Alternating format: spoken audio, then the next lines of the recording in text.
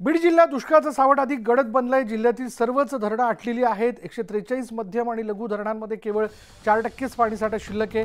माजलगाव धरणासह 54 प्रकल्पात मृत जलसाठा शिल्लक आहे, तर 52 प्रकल्प कोरडे ठाक पडलेले आहेत। त्यामुळे पाणी टंचाईची तीव्रता वाढली आहे। त्यामुळे गुराढोरांचा पिण्याच्या पाण्याचा आणि चाऱ्याचा प्रश्न जो आहे तो निर्माण झालाय। कोरड्या ठाक पडलेल्या तलावातून दुष्काळाच्या दाहकतेचा आढावा घेतलाय आमचे प्रतिनिधी सुरेश जाधव यांनी। बीड जिल्ह्यामध्ये जनावरांच्या चाऱ्याचा आणि पाण्याचा गंभीर प्रश्न समोर आलेला आहे आणि या संदर्भात अद्यापपर्यंत शासन प्रशासनाकडून उपाययोजना देखील केल्या नाहीत। त्यामुळं जनावरं जगवायची कशी, जीवापल्याड जपलेली जी जनावरं आहेत त्यांच्या संदर्भात काय असा प्रश्न शेतकरी उपस्थित करत आहेत। माझ्या पाठीमागे आपण पाहू शकतोय अशा पद्धतीने ही जनावरं जी आहेत आटलेल्या तलावामध्ये ज्या ठिकाणी जो छोटा मोठा हिरवा चारा दिसतोय त्याच्यावरती भागवण्याचा प्रयत्न करतायत।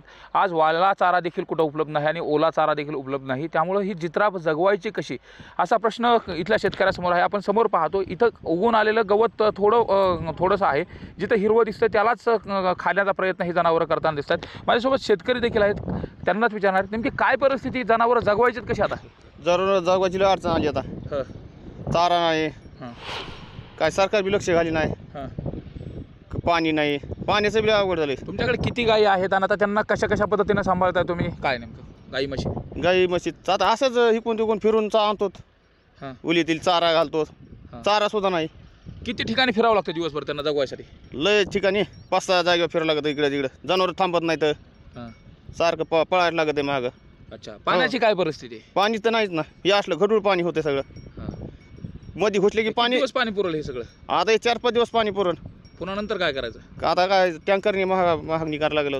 काय सरकारला मागणी? पाणी, चारा, पाणी मागत होत ना, जनावरांच्या संदर्भात विचार केला? हो, जनावरांसाठी। आपण पाहतो ही परिस्थिती आहे। एकीकडे सरकारने दुष्काळाच्या संदर्भात घोषणा देखील केली, मात्र दुष्काळाची घोषणा केल्यानंतर अद्यापर्यंत उपाययोजना ज्या आहेत त्याची अंमलबजावणी केली गेली नाही। त्यामुळे नेमकी तळहाताच्या फोडाप्रमाणे जपलेली ही जनावरं जी आहेत ह्या जनावरांच्या संदर्भामध्ये नेमकं करायचं काय?